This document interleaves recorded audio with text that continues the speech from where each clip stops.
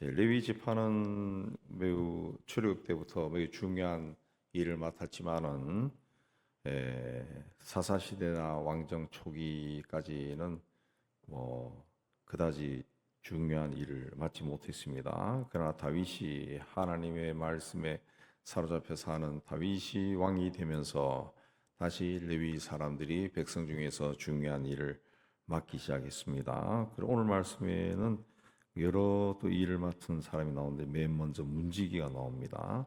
문지기. 문지기라고 하면은 그냥 수위 뭐 이런 것으로 생각하는 그 것이 있는데 하찮은 것으로 생각하는데 여기서 나오는 문지기는 오늘날로 이해하면은 경비 또 보안 뭐 그냥 건물은 그냥 쑥쑥 들어가지만은 중요한 건물은 우리나라도 이제 검색대를 통과하고 그 보안 요원들이 지키고 있잖아요. 예. 그 역할도 하고 그리고 이 사람들이 이제 6절, 8절에도 쭉 보면은 큰 용사다. 6절에도 용사다. 그랬습니다. 그냥 그 문만 지키는 그런 사람이 아니라 일종의 수비대 역할을 한 겁니다. 수비대 역할을 한 것으로 보면 됩니다. 그래서 그 문을 통과할 때 출입자가 누구냐 그 다 체크하고 문을 또 열고 닫고 또 성전으로 오는 사람들을 인도하고 부정한 자나 이방인 출입을 막고 하는 역할들이 꽤 많았던 것으로 보입니다.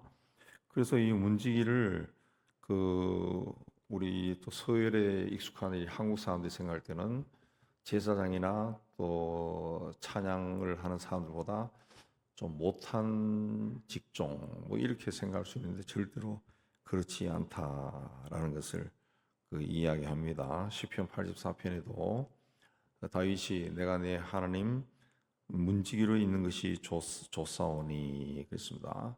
다윗은 성전 문지기로 있는 것이 나는 좋다 그런 고백할 정도로 굉장히 중요한 직책이었다. 무엇보다 하나님을 가까이서 섬길 수 있는 직책이다. 그렇게 볼 수 있습니다. 그래서 6절에도 보면은 문지기들이 조상의 가문을 다스리는 자요 큰 용사다. 7절에는 능력이 있는 자다. 8절에도 다 능력이 있어 그 직무를 잘 하는 사람이다. 그렇습니다. 단지 그 문을 닫고 열고 하는 그런 사람들이 아니다라는 것을 보여주고 있습니다. 오늘 말씀에 또 오베데돔의 자손들이 62명이 포함되어 있습니다. 8절에 이들은 하나님의 그 법궤를 경건하게 모셨던 사람들입니다. 그러자 하나님께서 그들에게 복을 주셔서 번성하게 하시고 그 다음에 성전을 지키는 자로 부르심을 받았습니다. 13절에 보면은 이 문지기들도 제사장이나 찬송하는 자들과 마찬가지로 제비를 뽑았다 그랬습니다. 제비를 뽑았다. 어떤 위치에 있느냐에 따라서 사람이 많이 드나들고 또 그렇지 않은 곳이 있었을 겁니다. 그래서 그거를 제비를 뽑았다 그랬습니다. 그래서 14절에 어떤 사람은 동쪽을 뽑고 어떤 사람은 서쪽을 뽑고 어떤 사람은 북쪽을 뽑고 남쪽을 뽑고 곡간을 창고지기로 뽑히고 뭐 이렇게 다 동서남북과 그 15절에 보면 창고지기도 있고 막 그렇게 했다 그랬습니다. 12절 밑으로 쭉 읽어보면 이렇게 뽑힌 사람들이 모두 24명으로 나오는데 문지가 24명이라는 것이 아니라 그들이 이제 둘씩 짝을 지어가지고 지키는 길목이 그 24군데다라는 것을 보여주는데 23장 5절을 보면 문지기로 일하는 사람들이 4,000명이다 그랬습니다. 굉장히 많았다는 것을 볼 수 있습니다. 그 다음에 20절에 보면은 레위 사람 중에는 하나님의 전 곡간과 성물 곡간을 맡았다. 17절에 보면은 곡간에는 2명이 있었다 했는데 곡간에는 둘씩이며 그랬죠. 둘씩. 그러니까 두 군데를 맡았다는 것을 볼 수 있는데 그게 20절에 성전 곡간과 성물 곡간이다. 그렇게 나옵니다. 이 곡간을 맡은 사람들도 있었다. 성전 곡간을 맡았다. 그랬습니다. 24절에 모세의 아들 게르솜의 자손도 곡간을 맡았다. 그 형제들도 맡았고 26절에 다윗 왕과 가문의 우두머리와 천부장 백부장과 군대의 모든 지휘관이 구별하여 드린 성물이다. 성물 곡간에는 그냥 아무것이나 있는 것이 아니라 다윗 왕과 가문의 우두머리와 천부장 백부장 군대 지휘관이 구별하여 드린 성물이다. 전쟁에서 승리해서 전리품으로 얻은 굉장히 값진 것들이다 그랬습니다. 그 값진 것들 중에서 상하고 찌그러지고 온전치 못한 것은 다 제외하고 흠이 없는 귀한 것들만 구별해서 바친 성물들이다 그랬습니다. 귀한 것이다 그랬습니다. 오늘날 우리가 하나님의 곳간에 채워야 할 물질도 불로소득으로 얻은 불의한 것이 아니라 정말 나의 피와 땀이 배어 있는 그래서 가장 귀한 것, 가장 귀한 것을 바쳐야 됩니다. 고대 시대부터 지금까지 하나님께 바친 것은 구별해서 드린 것이다. 구별해서 드린 것이다. 그랬습니다. 그래서 어떤 분은 항상 사업하는 어떤 분은 항상 서랍 속에 봉투를 몇 개 넣고 그날 들어오면은 그 봉투에 11조는 그 넣고 또 뭔가 감사할 생각이 나오면은 감사 봉투에 넣고 그게 계속 넣는데요. 계속 넣고 해서 마음에 떠오를 때마다 그 봉투에 넣고 해서 주일이 되면은 그 봉투를 열어보지 않고 그냥 갖다 바친다, 헌금한다. 왜? 열어보면은 이게 너무 많아. 시험 들까봐. 그렇게 하는 분도 있다. 근데 그렇게 하는 사람들은 대부분이 잘 되고 형통합니다. 그러니까 구별해서 드렸다라는 것이 중요합니다.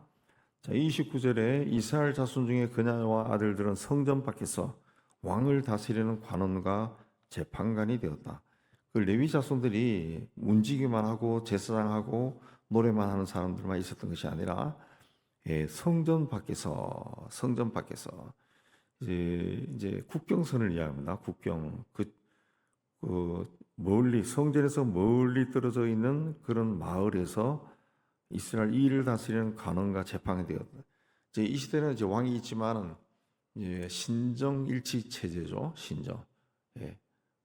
다 믿는 사람들. 그래서 그들을 다스리는 그 행정적인 일도 했다 그랬습니다. 3절에 헤브론 자손 중에서도 여호와의 모든 일과 왕을 섬기는 직분을 맡았다 그랬습니다. 그러니까 멀리 성전에서 멀리 떨어져 있는 왕이 직접 관할할 수 없는 지역에 이 레위 사람들이 들어가서 행정적인 일도 하고 또 하나님을 섬기는 일도 지도하고 여호와의 모든 일, 신앙생활을 지도하고 또 행정적인 사무도 보고 그렇게 했다 그랬습니다. 30절을 보면은 하사바와 그 동족 용사 1700명 서쪽에서 여호와의 모든 일과 왕을 섬기는 직분을 감당했다 그랬습니다. 그리고 32절을 보면은 그 형제 중에 2700명이 다윗 왕이 그들로 루벤과 각각 므낫세 반 지파를 주관했다. 이 사람들은 요단강 동편입니다. 동편. 그러니까 30절, 32절 서쪽과 동쪽, 요단강 동서쪽에서 이제 여호와의 모든 일과 신앙 지도와 왕을 섬기는 일, 행정 지도를 다 같이 했다. 그랬습니다. 자, 이 사람들은 또 순서가 하나님의 모든 일과 왕의 일 그렇게 나옵니다. 우선순위는 하나님의 일, 하나님을 잘 섬기는 이 일을 먼저 했다라는 것을 볼 수가 있습니다. 우리는 신앙생활하며 또 한 인생을 살아갑니다. 우리 인생에서 가장 중요한 것은 하나님을 잘 믿고 하나님을 섬기는 거죠. 우리 믿음의 사람들이 하나님을 잘 믿고 하나님을 잘 섬기면은 세상이 하나님이 지은 세상이 아름다워져요. 근데 그렇게 되지 못하는 것은 이 믿는다는 사람들이 오히려 세상 속에서 믿음이 없이 살아간다. 예, 오늘날에도 전쟁도 일으키고 막 사람도 죽이고 또 사회에 뭐 온갖 불의와 부패, 예, 그런 짓들을 하고, 예, 그러니까 세상이 맑아지지 않는 겁니다. 맑아지지 않. 예, 하나님의 일을 항상 우리가 중요하게 여겨야죠. 31절에 보면은 다윗이 왕위에 있은 지 40년에 길란 야셀에서 그들 중에서 큰 용사를 얻었다. 큰 용사를 얻었다. 40년을 이스라엘의 왕으로 다윗이 있었는데 그 인생 말년에 큰 용사를 얻었다. 이거는 인생 세상을 떠나기 전까지도 다윗이 나라를 다스리고 하나님을 섬기는데 조금도 소홀함이 없었다라는 것을 볼 수가 있습니다. 그러니까 내가 이제 뭐 인생 끝나는데 뭘 그렇게 하는 것이 아니라 하나님이 부르는 그 순간까지도 먼 미래를 내다보고 사람을 키우고 용사들을 만들고 세우고 나라를 다스리고 그런 일을 계속했다 그랬습니다. 이게 성경에서 이야기하는 청직입니다. 청직입니다. 우리는 하나님이 부른 그 자리에서 정말 내 사명이 끝날 때까지 시종일관 똑같이 일을 하고 진실하고 충성된 그런 종의 길을 걸어가야 됩니다. 여러분이 다 그런 길을 걸어가서 하나님이 기억하는 귀한 삶을 살기를 주의 이름으로 축복합니다.